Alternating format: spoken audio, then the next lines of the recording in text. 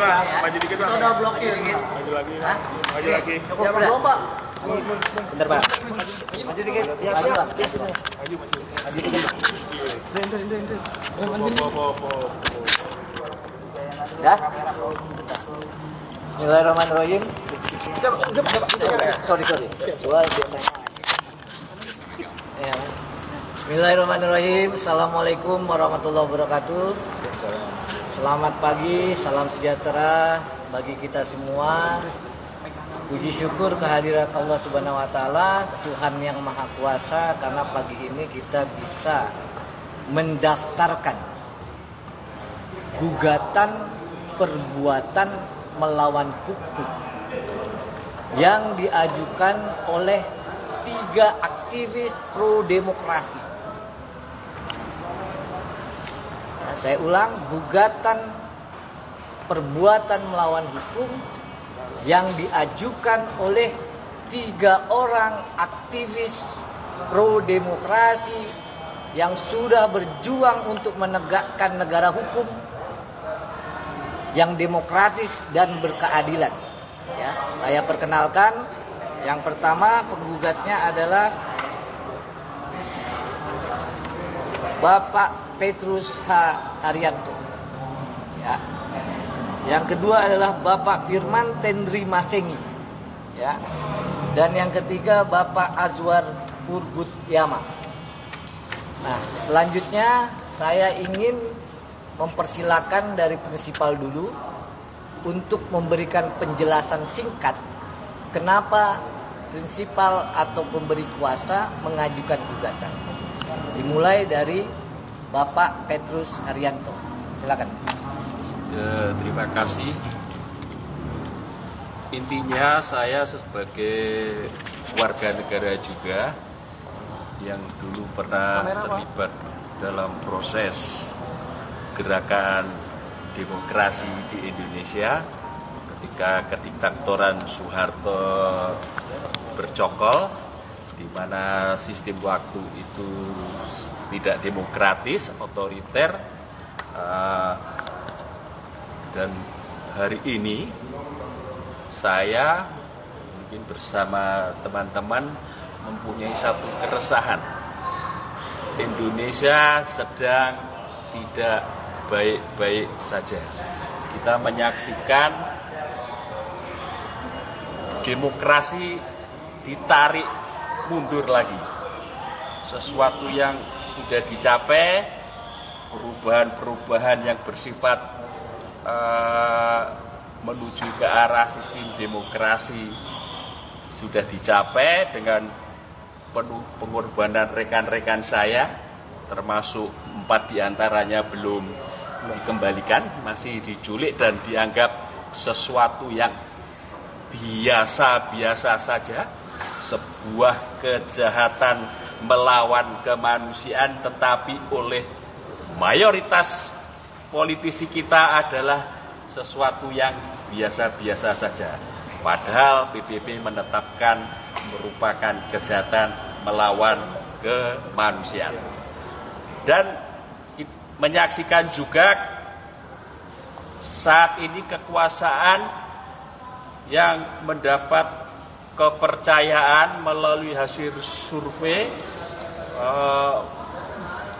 tingkat kepercayaan kepada penguasa cukup tinggi, tetapi disalahgunakan seakan-akan kalau melakukan satu kebijakan yang menciderai demokrasi, yang melakukan sistem dinasti politik, yang melawan akal sehat, seakan-akan tetap akan mendapat kepercayaan.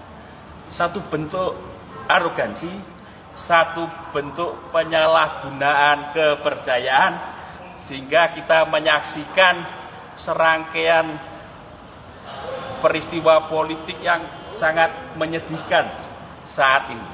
Pak, siapa saja yang digugat, Pak? Mengusik rasa kekecewaan kami, mengusik kami untuk melawan Makanya kami mengajukan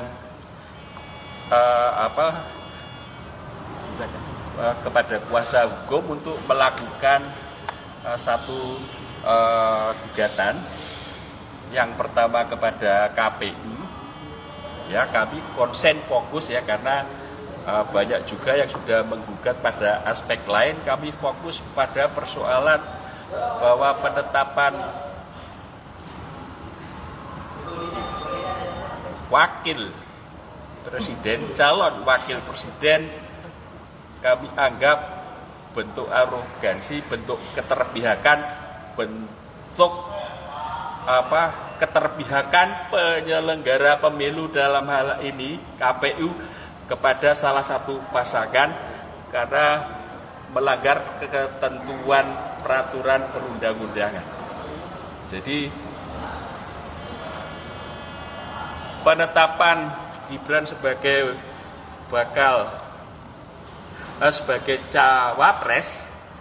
cawapres kami anggap ilegal. Mungkin nanti pengacara yang akan bisa memberikan penjelasan dari perspektif hukum, tetapi itu salah satu bentuk bahwa proses pemilu sudah dari awal terlihat dengan telanjang, dengan jelas, terang benderang melakukan keterpihakan, bentuk kecurangan, dan ini salah satu aspek mencederai proses demokrasi di Indonesia. Selain itu juga proses di Mahkamah Konstitusi, kami juga menggugat yang sekarang sudah tidak menjadi ketua Hakim Konstitusi yang kami gugat pada saat itu juga melawan hukum. Seharusnya dia tidak ikut terlibat dalam proses mengadili perkara, tetapi terlibat. Dan juga orang tua Gibran sebagai istilah hukumnya turut tergugat dan turut tergugat kedua praktik. Jadi intinya kami sebagai warga negara, bukan caleg, bukan tim relawan, bukan anggota partai politik, bukan siapa-siapa. Kami adalah aktivis. Saya mantan narapidana politik bersama Budiman Sujatmiko di penjara di LP Cipinang, dan mungkin rekan saya nanti akan menjelaskan kenapa juga sebagai warga negara hari ini Indonesia demokrasi ditarik mundur. Terima kasih Pak Petrus. Selanjutnya singkat ya Pak. Selanjutnya Pak Tendri, silakan. Terima kasih. Saya hanya mempergunakan hak konstitusi saya yang dijamin oleh pasal 28 huruf E. Saya berhak menyatakan sikap dan pikiran saya yang juga dijamin oleh undang-undang. Kenapa kemudian saya bersama Petrus dan kawan-kawan yang lain menggugat? Karena saya sendiri mengkhawatirkan bahwa spirit aktivis-aktivis yang sudah mati gitu, yang kemudian hilang dan yang belum dikembalikan, kita melawan dulu itu menghendaki bahwa negeri yang kita diami ini adalah negeri yang demokratis di mana hukum dijunjung tinggi. Hari ini kami melihat dengan kasat mata bahwa terjadi upaya-upaya untuk membangun sebuah rejim baru yang mengkhianati konstitusi, yang mengkhianati peradaban demokrasi, dan kemudian membangun kembali kekuasaan yang melanggar hukum. Selanjutnya saya persilakan pengacara untuk... Ini satu lagi ya, singkat Pak. Ya, sana prinsipal juga Pak Azwar, silakan Pak. Baik, secara tahun 98 dulu kita menginginkan Indonesia ini berubah dari sistemnya diktator, pemerintahnya diktator. Kita menginginkan ada perubahan dari segi aspek hukum, ekonomi, politik, dan lain sebagainya. Hari ini kita melihat bahwa Indonesia sudah mundur kembali dengan bentuk dan cara yang baru. Ini new order baru kita melihat. Ini adalah order baru jilid 2. Hukum diobok-obok, hukum diacak-acak hanya demi kepentingan pribadi. Buat kita tidak persoalan Gibran dicalonkan, tetapi yang kita persoalankan adalah jangan rusak konstitusi kita hanya demi untuk kepentingan pribadi sang anak. Demikian, cukup, silakan. Baik, Ibu Bapak, teman-teman, ya. Ini gugatannya. Bentar Bang. Ini gugatannya. Benar Bang.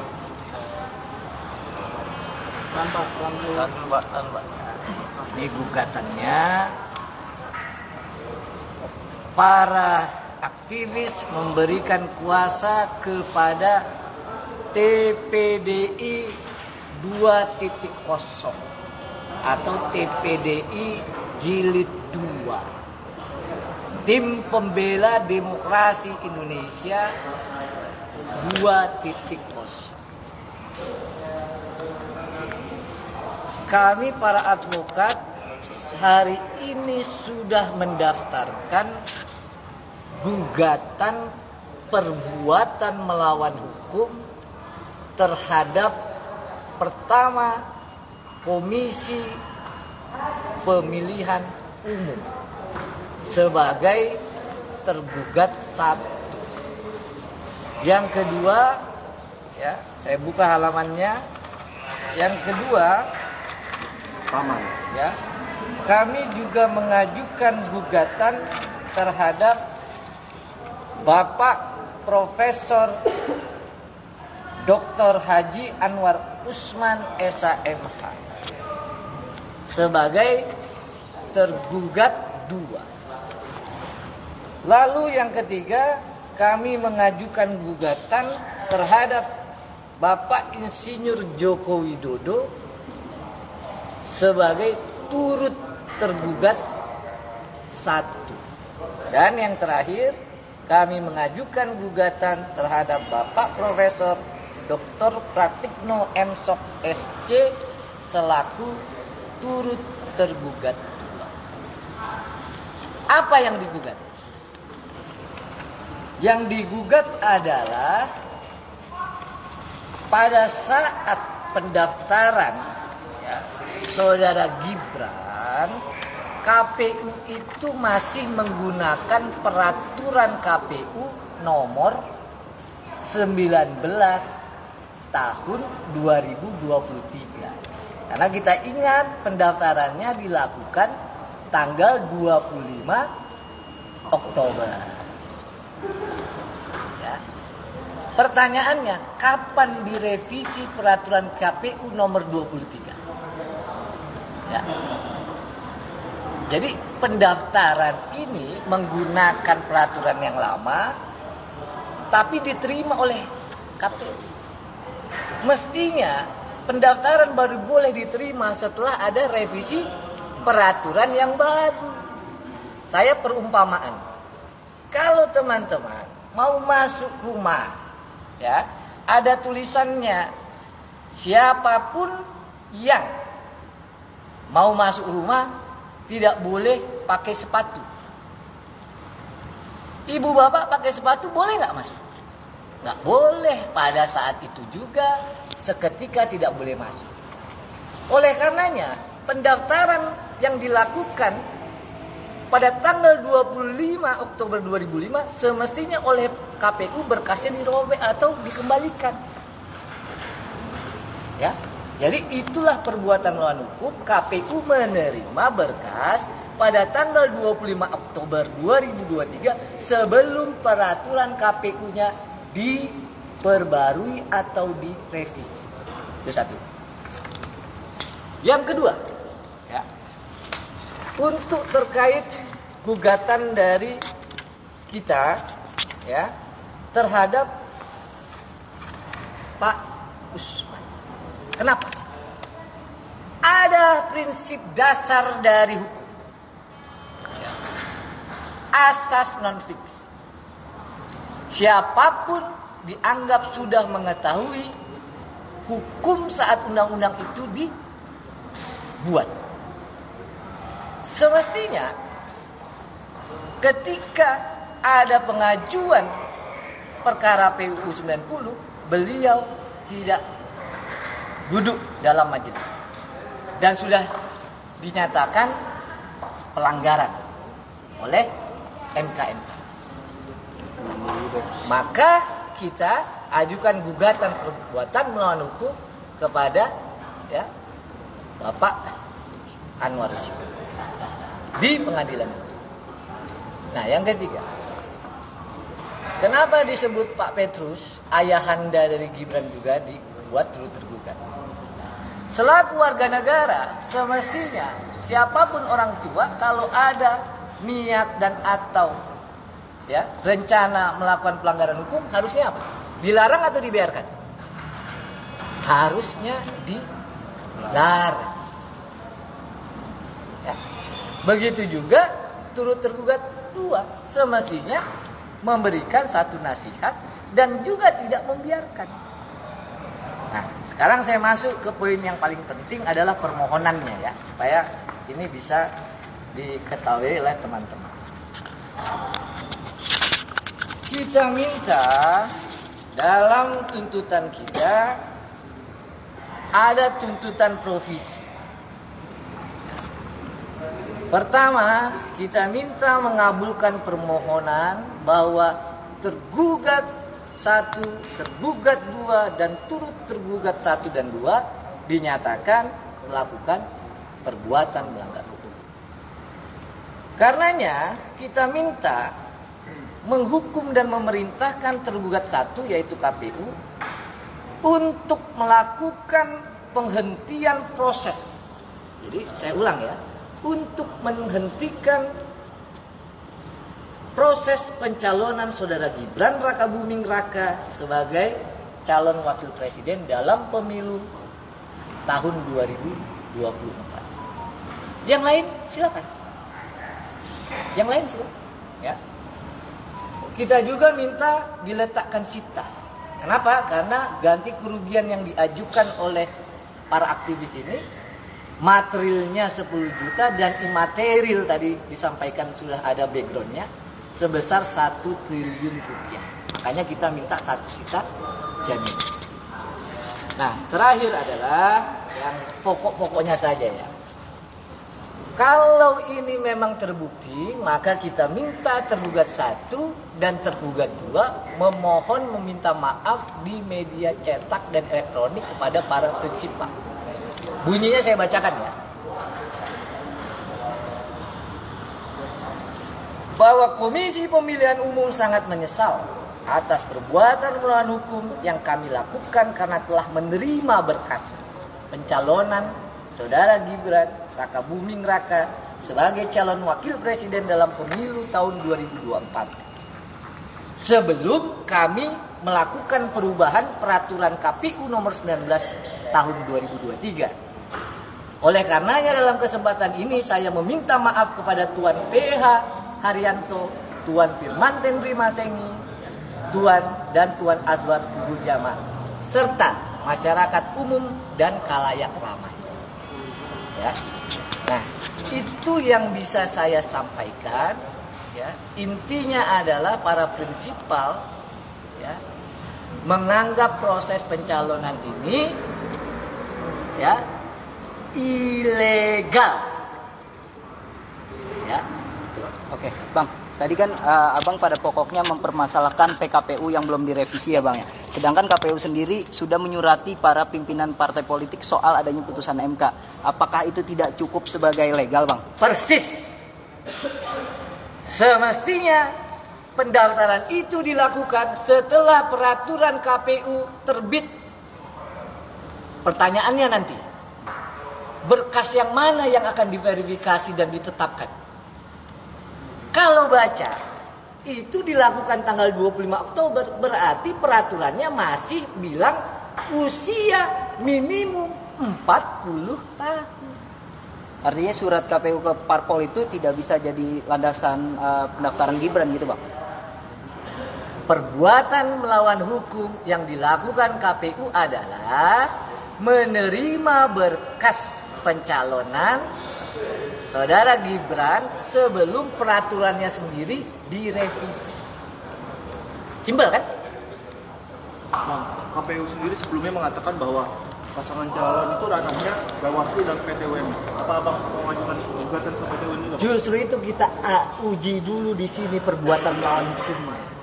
Kamera bang. Saya mau tanya, peraturan KPU nomor 19 itu syaratnya masih 40 tahun atau belum? Bukan. Kalau Bapak ada larangan nggak boleh pakai sendal untuk masuk rumah, harusnya ditolak belum? Bukan. Ditolak. Jadi yang kita masalahkan berkas ini diterima oleh KPU sebelum peraturannya sendiri direvisi. Bang, soal tergugat 2 Bang, Anwar Usman kan hakim MK ada 9 Bang. Kenapa yang digugat cuma Anwar Usman Bang? Nggak kehilangan kepala pihak Bang? Jadi begini, ya, ini ada yang namanya asas, Pak. Asas, ya, yang paling pokok dalam hukum, ya, yang paling pokok ya dalam hukum. Apa asasnya? Itulah yang disebut, ya,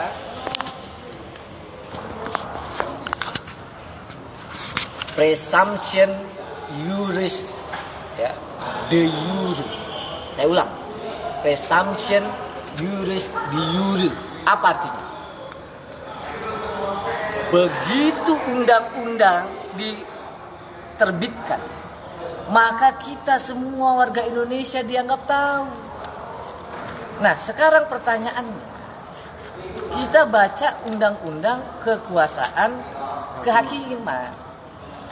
Ya, coba kita baca pasal 17 ayat 1, ayat 2, ayat 3, ayat 4 dan ayat 5. Ya, undang-undang kekuasaan kehakiman. Apa dia bilang?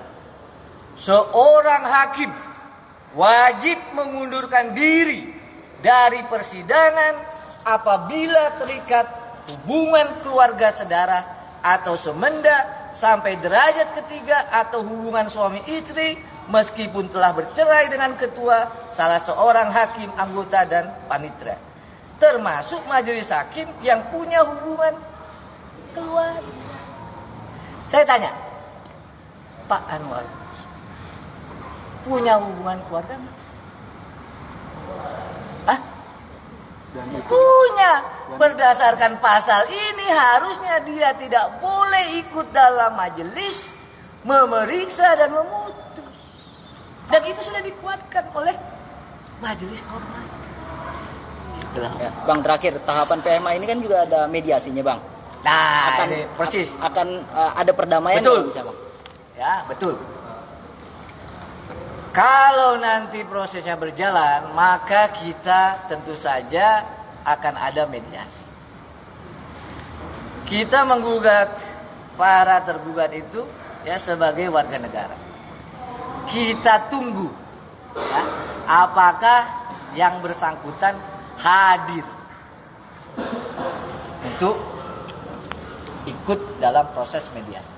Pak, artinya begini, ini kan ada masalah yang begitu sangat spesial dan sangat-sangat parah